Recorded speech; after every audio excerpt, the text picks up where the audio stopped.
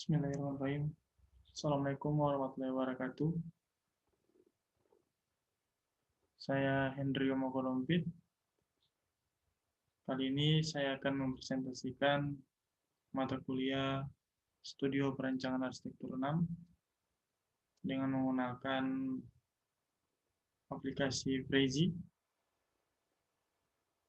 Jadi kali ini saya akan membahas tentang konsep kawasan RTH, ruang terbuka hijau. Jadi kita masuk pada land use.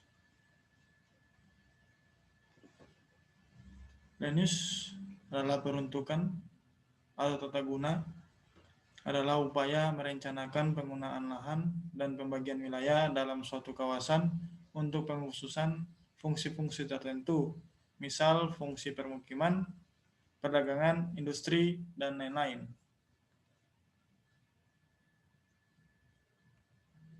Ini adalah peta kawasan pada RTH. Jadi ada tiga foto yang saya ambil di lapangan, yakni pada peta ini berwarna kuning, dia menunjukkan pasar Maodu, dan bagian merah dia menunjukkan kantor camat Kota Timur, dan warna ungu dia menunjukkan tempat peribadatan kaum Islam.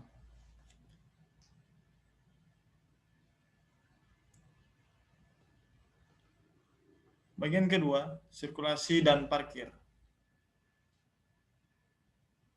Sirkulasi dan parkir yaitu sistem sirkulasi kota sebagai suatu sarana pergerakan manusia dan barang dari suatu tempat ke tempat lainnya, pada dasarnya merupakan media transportasi, sedangkan parkir sebagai tempat pemberhentian kendaraan. Ini adalah gambar dari sirkulasi dan parkir. Kita bisa lihat foto paling atas ada mobil putih yang memarkirkan kendaraannya di depan lokasi RTH. Dan foto kedua adalah jalur sirkulasi menuju Rumah Sakit Umum Ali Sabu. Jadi ini adalah ruas jalan utama.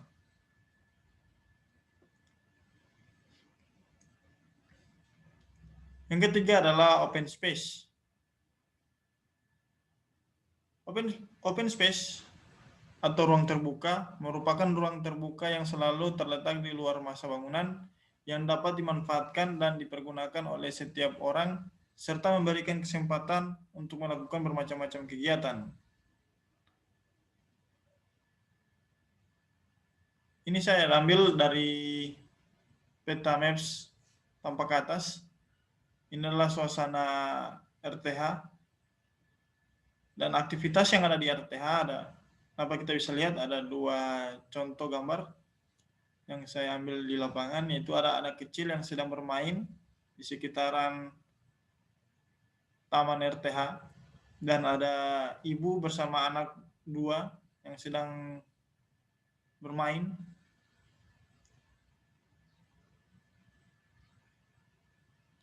Yang keempat adalah pedestrian ways.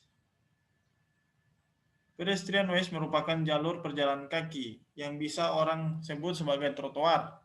Pedestrian ways berfungsi sebagai tempat ataupun area aman bagi para pejalan kaki dalam melakukan aktivitasnya.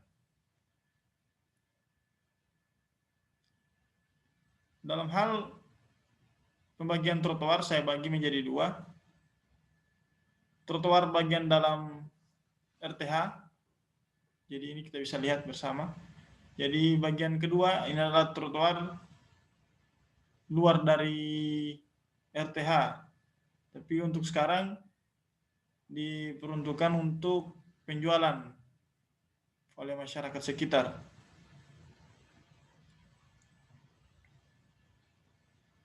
Lanjut, di sini ada Signage, adalah suatu rancangan atau penggunaan lambang-lambang dan simbol-simbol. Lambang dan simbol ini digunakan untuk mengkomunikasikan sebuah informasi kepada kelompok audiens tertentu. Jadi ada 3 objek yang saya ambil di lapangan. Yang pertama, pada lambang atau simbol yang ada di masjid, menandakan bahwa itu nama masjid. Dan yang kedua adalah simbol dari lalu lintas yang menunjukkan arah perempatan, yang panah atas dia menuju ke Kelurahan Baribolo, ke kanan adalah pusat kota, dan ke kiri adalah Suawa.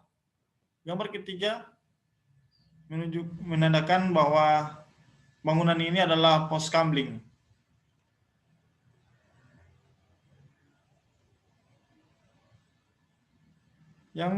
Yang berikut adalah activity sport. Kita masuk. Activity sport merupakan salah satu elemen perancangan kota yang memiliki pengertian semua fungsi bangunan dan kegiatan-kegiatan yang mendukung ruang publik dalam suatu kawasan kota.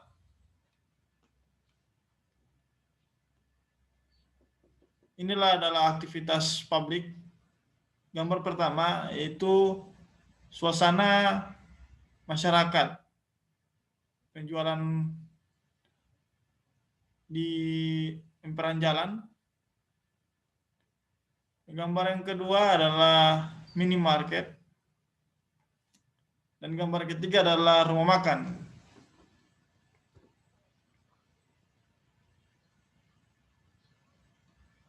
Yang terakhir adalah analisa SWOT kelayakan tapak.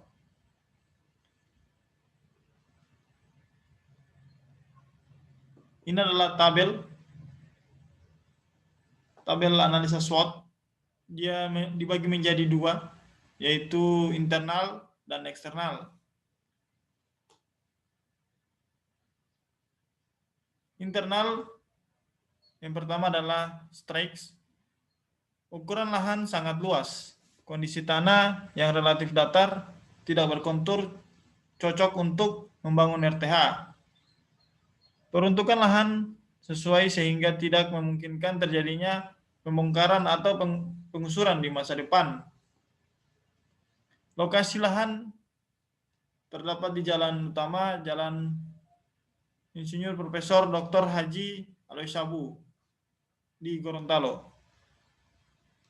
Yang berikut, weaknesses. Poin pertama, batas lokasi berbatasan dengan kawasan tenang atau bangunan pendidikan dan bangunan peribadatan. Lokasi lahan terdapat di jalan utama, Jalan Insinyur Profesor Dr. Haji Aloysabu. Poin kedua, menjadi titik kemacetan terhadap sekitarnya. Itulah poin dari internal. Jadi kita masuk di bagian eksternal. Eksternal terbagi ada 6. Poin pertama, opportunities. Kondisi lingkungan yang strategi dilewati oleh beberapa poros penting, mudah dijangkau, titik orientasi visual, dapat dinikmati dari segala arah, dan ukuran jalan utama cukup besar atau cukup lebar. Strategi SO. Ukuran lahan yang luas dapat dijadikan sebagai peluang untuk meningkatkan kapasitas kawasan RTH sehingga semua pengguna yang membutuhkan dapat terfasilitasi dengan baik. Ukuran lahan yang luas dapat dijadikan sebagai lahan parkir yang luas sehingga tidak memakan sisi jalan sebagai tempat parkir yang berunjuk padat. Berikut adalah strategi WO. Perlu adanya buff untuk mengurangi kebisingan terutama pada kawasan yang berbatasan dengan area tenang atau bangunan pendidikan dan bangunan peribadatan. Kondisi lingkungan yang tidak terlalu padat dan ukuran jalan yang lebar dapat dijadikan sebagai peminimalisir kemacetan.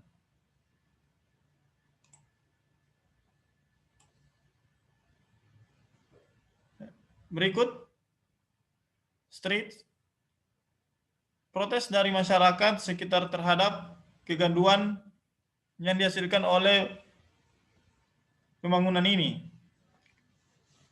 Dukungan dari masyarakat sekitar karena akan dibangun RTH yang diperuntukkan bagi warga masyarakat dengan berbagai fasilitas publik. Yang berikut adalah strategi ST.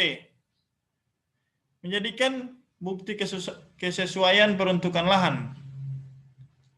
Karena lahan yang luas, kegaduhan yang ditimbulkan dapat diminimalisir dengan menjauhkan bangunan dari jalan.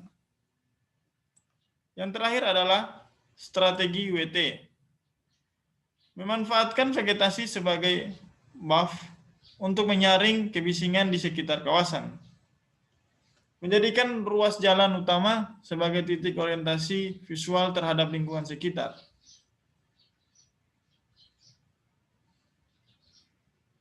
Terima kasih.